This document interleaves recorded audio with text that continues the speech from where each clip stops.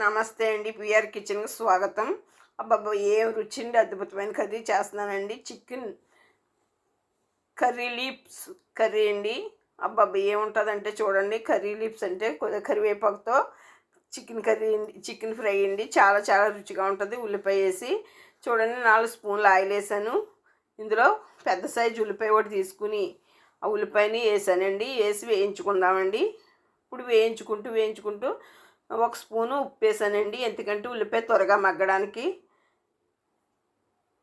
ఈ కర్రీ చాలా బాగుంటుందండి. ఎప్పుడైనా సరే మనం ఫిష్ని ఫ్రై చేసేటప్పుడైనా, చికెన్ ఫ్రై చేసేటప్పుడైనా చాలా జాగ్రత్తగా చేసుకోవాలండి. ఇప్పుడు 1 స్పూను అల్లం వెల్లుల్లిపాయ పేస్ట్ వేసానండి. ఏదైనా సరే స్మెల్ రాకుండా చూసుకోవాలి.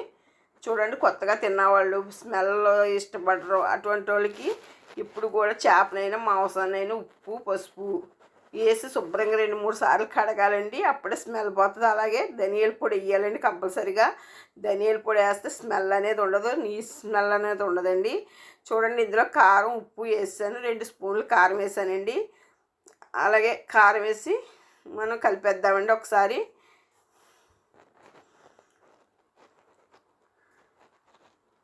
ధనియాలు మెంతులు మిరియాలు వేసి పొడి కొట్టిన ఆ పేస్ట్ కూడా మనం నా వీడియోలో ఉంటుంది చూడండి.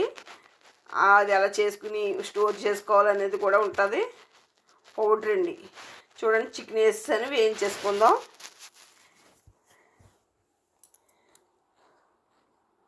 కరివేపాకు చికెన్ ఫ్రై అండి. అబ్బాబ్బా, చాలా బాగుంటుందండి. 2 పీసులతో అన్నం అంతా తినేయవచ్చు. అద్భుతంగా ఉంటుంది.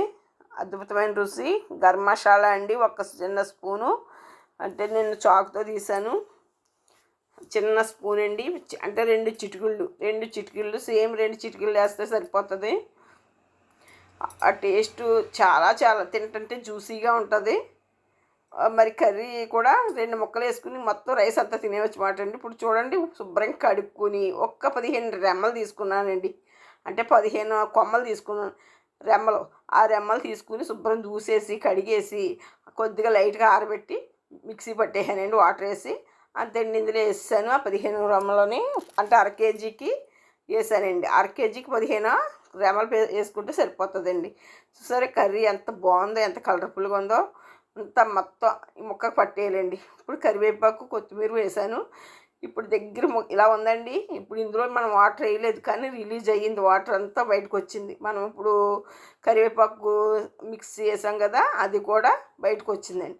రావడం ఇదంతా ముక్కకు పట్టేసి ముక్కలు విడివిడిగా కనిపించాలండి. అప్పుడే పర్ఫెక్ట్గా ఫ్రై అయినట్టు. Taste super. టేస్ట్ ఎలా ఉంటుందంటే మరి అరోమా మంచి స్మెల్ అండి. చాలా చాలా బాగుంటుంది, స్మెల్ బాగుంటుంది. తర్వాత దాని యొక్క మీకు టచ్లు, ముక్క యొక్క టచ్లు కూడా చాలా బాగుంటుందండి. చూడండి, దగ్గరికి వస్తుంది, ఇంకా దగ్గరికి రావాలి.